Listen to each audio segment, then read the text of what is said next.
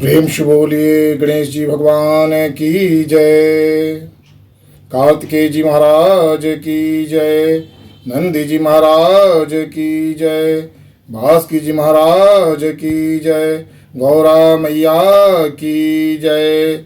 हर हर महादेव। प्रेम से बोलिए विष्णु भगवान की जय, लक्ष्मी माता की जय। श्री कृष्ण गोविंद हरे मुरारी, हे नाथ नारायण वासुदेव। श्री कृष्ण गोविंद हरे मुरारी, हे नाथ नारायण वासुदेव। पितमात स्वामी सखा हमारे, पितमात स्वामी सखा हमारे, हे नाथ नारायण वासुदेव। श्री कृष्ण गोविंद हरे मुरारी, हे नाथ नारायण वासुदेव।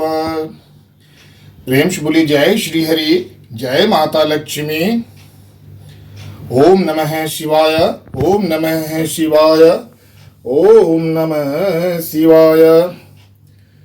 नमामि समीसान निर्वाण रूपम, नमामि समीसान निर्वाण रूपम। विभुं व्यापकं ब्रह्मदेवं स्वरूपं, निजं निर्गुणं निर्विकल्पं विनिर्विरीहं, निजं निर्गुणं निर्विकल्पं निरीहं। चिदाकाश चिदाकाशमाकाशवासं भजेऽहं, नमामि समीसान निर्वाण रूपं, विभुं व्यापकं ब्रह्मदेवं स्वरूपं। प्रेम से बोली जय भोलेनाथ, जय भोलेनाथ, जय भोलेनाथ। धर्मराज युधिष्ठिर ने भगवान श्री कृष्ण से कहा कि हे भगवान, श्री हरि विष्णु जी के उत्तम व्रत जो सब पापों को हर लेने वाला है तथा व्रती मनुष्यों को मनोवांछित फल देने वाला है, उसका श्रवण में करना चाहता हूँ।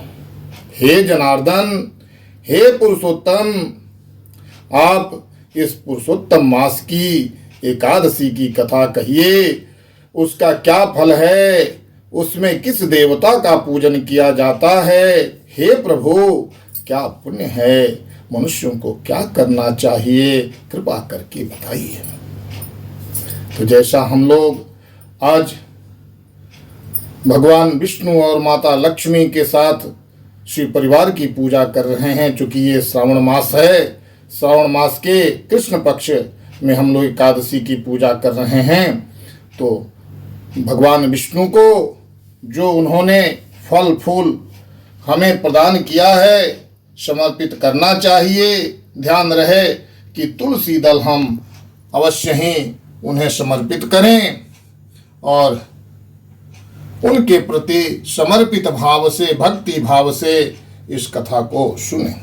भगवान श्री कृष्ण बोले कि हे युधिष्ठिर, अधिमास के कृष्ण पक्ष की एकादशी को परमा एकादशी कहते हैं। मैं इस व्रत की कथा को कहता हूं, ध्यान पूर्वक सुनिए। अधिमास के कृष्ण पक्ष की एकादशी को परमा एकादशी कहा जाता है। अधिमास की परमा एकादशी धन संकट दूर करने वाली एकादशी कही जाती है। इस व्रत को रखने से जातकों को सभी दुख दर्द से मुक्ति मिलती है। परमा एकादशी अपने नाम के अनुसार परम सिद्धियां प्रदान करने वाली है। इस एकादशी का व्रत बहुत ही ज्यादा फलदायी माना गया है।